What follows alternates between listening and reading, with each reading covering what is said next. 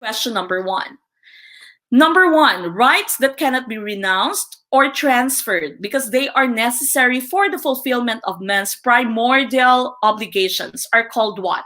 Is it letter A, alienable, letter B, perfect, letter C, inalienable, letter D, acquired?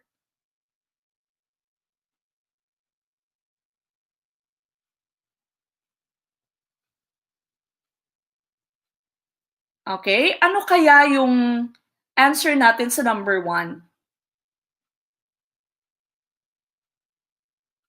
Again, please write the numbers 1 until 15. We'll have 15 items Gen Ed, 15 items Prof Ed, so that we won't waste a lot of time in each of the LS. Okay, we'll try to keep our live streams as short as we can. Okay, hindi masyadong mahaba, hindi kayo mabuburyong. So we'll have 15, 15. But of course, we are going to do this more often. So again, sabi ko, in July, in this month, we are going to have our schedule on Tuesdays, Thursdays, and Saturday evenings, all at 7 p.m., except tomorrow. So tomorrow po is Thursday, but we are not going to have any live stream tomorrow. So we will start on Saturday. Okay, so meron po tayong live stream starting Saturday, and that's going to be regular na po, Tuesdays, Thursdays, and Saturdays. Okay, so many of you are already answering rights that cannot be renounced or transferred because they are necessary for the fulfillment of man's primordial obligations are called. Now, let me just discuss some of the things that we have here.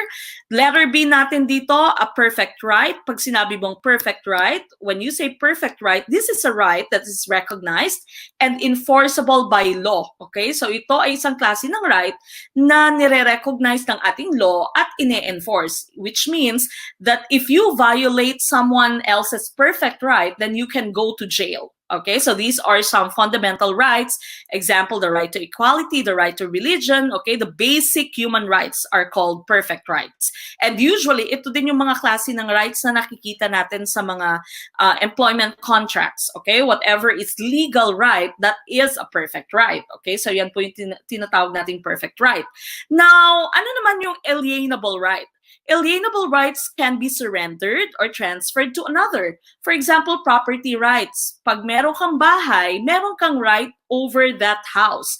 But once you sell the house to another person, once you have sold that house to another person, then your right is also surrendered or transferred to that person. So when you say alienable rights, these are rights that you can transfer to another person. These are rights that you can surrender. Okay, so alienable rights are those that you can surrender, that are those that you can transfer. Now, kabaliktaran naman ito, ang inalienable rights. Pag sinabi mo namang inalienable rights, opposite siya ng alienable rights mo, which means you cannot transfer this to another person. This right only belongs to you. You cannot surrender this, you cannot transfer this to another person. So examples for this would be your natural rights, the right to life, yung right mo as a citizen of the Philippines. For example, you cannot transfer it to your husband if you have a husband who's a foreigner. Hindi mo po pwedeng sabihin na, I have the right because I'm a Filipino citizen. I have the rights of the citizens of the Philippines, so I am going to transfer these rights to my husband, okay, who's a foreigner. Hindi po pwede, okay? Inalienable rights are not surrendered, are not transferred to another person, okay? Now, ang letter D mo naman, acquired. Pag sinabi mo namang acquired, hindi siya klase ng right, but this is one type or one type of status. Okay, one type of status po siya.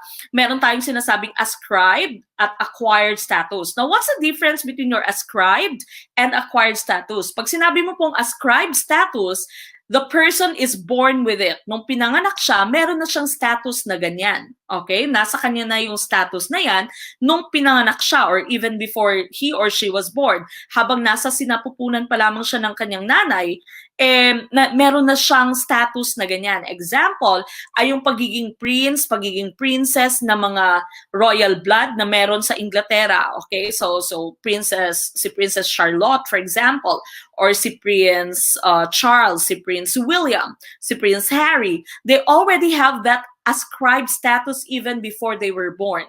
Okay? So that means nung pinanganak sila, meron na silang status na ganyan. Ang status na yan ay nakuha nila dahil sa kanilang birthright, dahil sa kanilang kapanganakan, na mamana, okay? That's ascribed status. Ang acquired status naman, ito ay pinaghihirapan.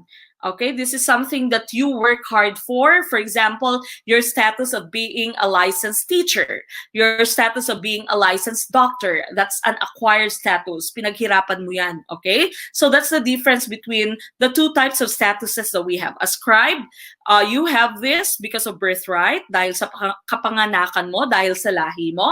Acquired status naman, you have this because of your drive, because of your commitment, because of hard work. Okay, so that's acquired status. But for number 1, the correct answer here would be letter C, inalienable right. Dahil sabi dito, cannot be renounced or transferred. Okay, cannot be renounced, cannot be surrendered or transferred. So that's letter C, inalienable rights.